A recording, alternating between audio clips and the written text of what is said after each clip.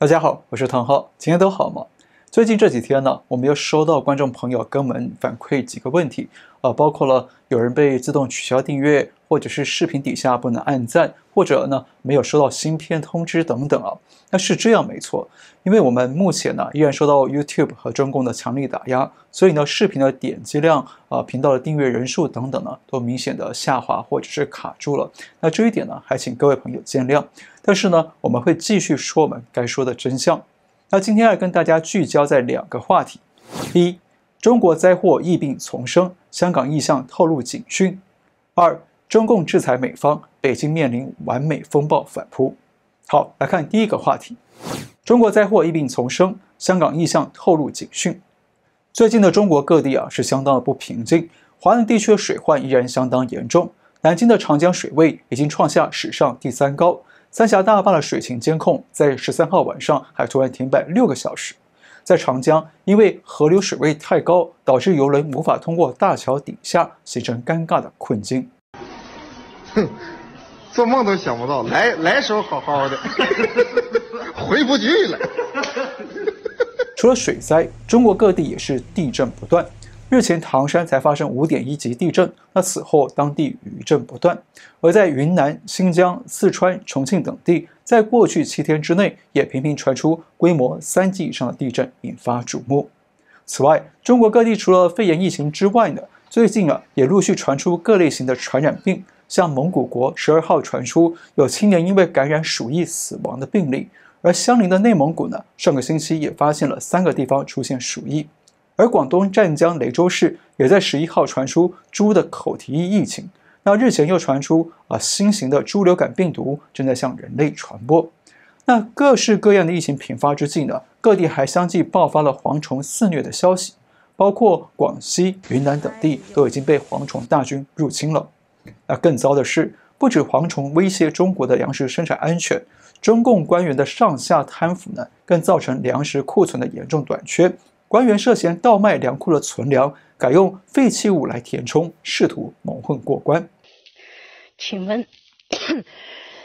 你们当时入库的时候，这个塞下物是在库里过筛的吗？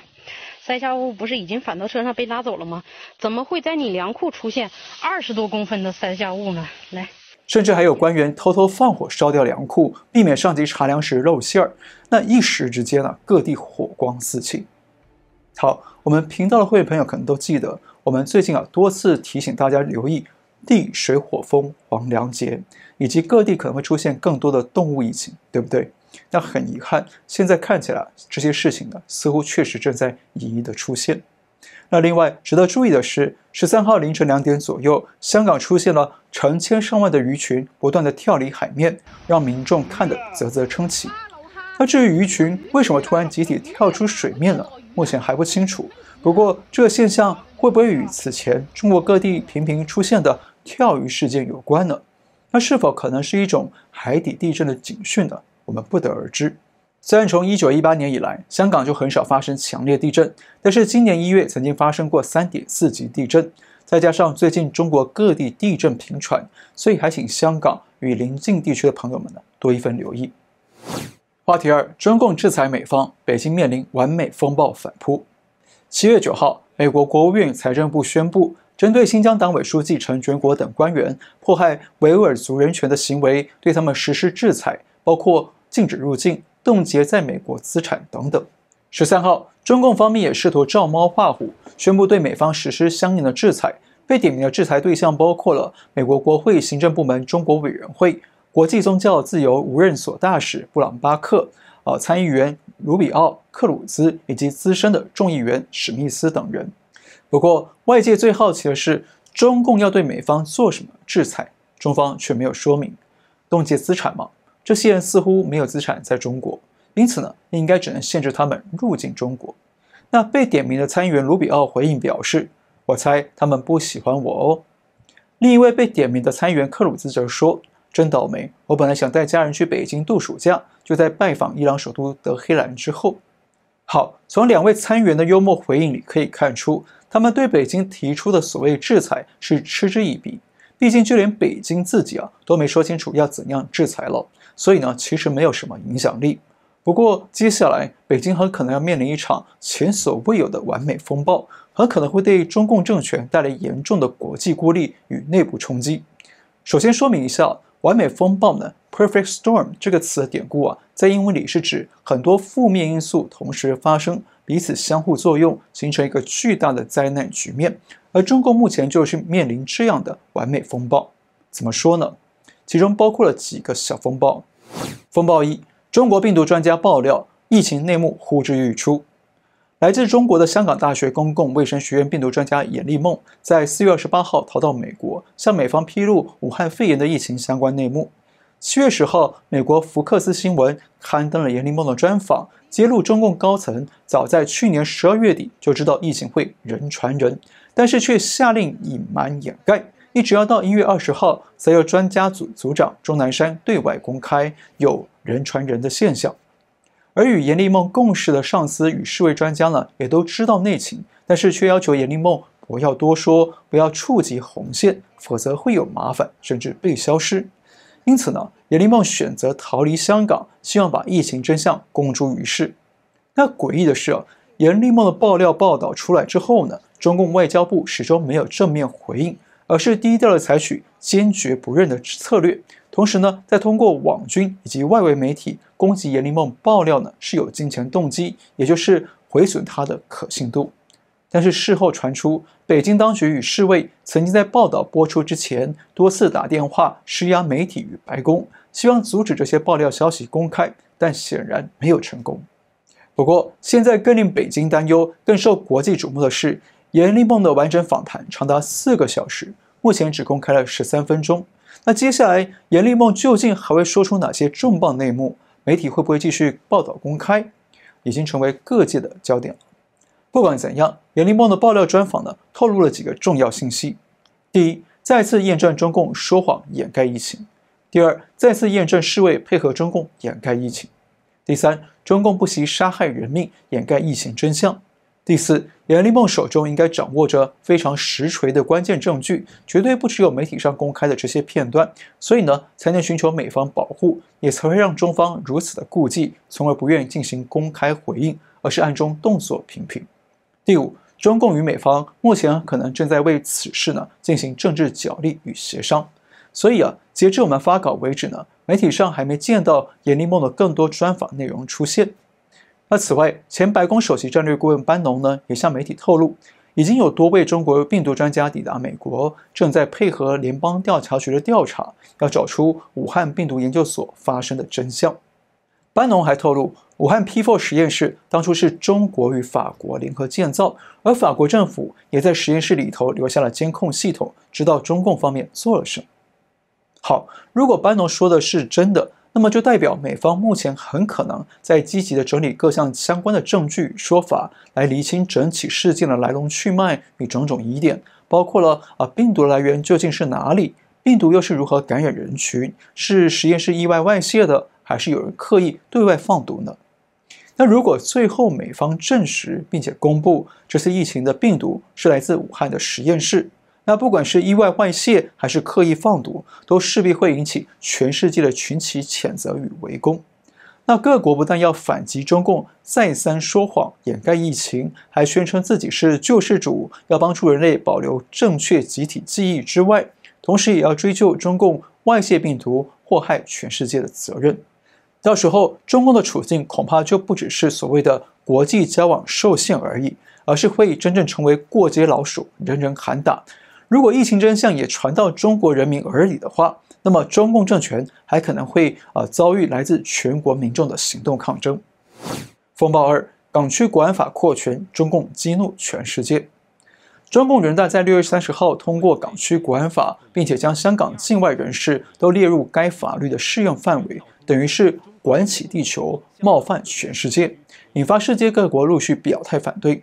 不仅有欧美、日本、澳洲、新西兰等27个主要国家发表联合声明，反对港版国安法。英国政府更对香港伸出援手，愿意用英国海外护照接纳近300万香港人。英国也明确表态，将全面禁止华为参与 5G 网络建设。加拿大政府也宣布将暂停与香港之间的引渡条例，同时禁止输出敏感军用物品到香港，避免被中共所用。那澳洲也跟进暂停与香港的引渡协定，同时延长对香港人民的签证期限。而英国也表态有意暂停与香港的引渡协定。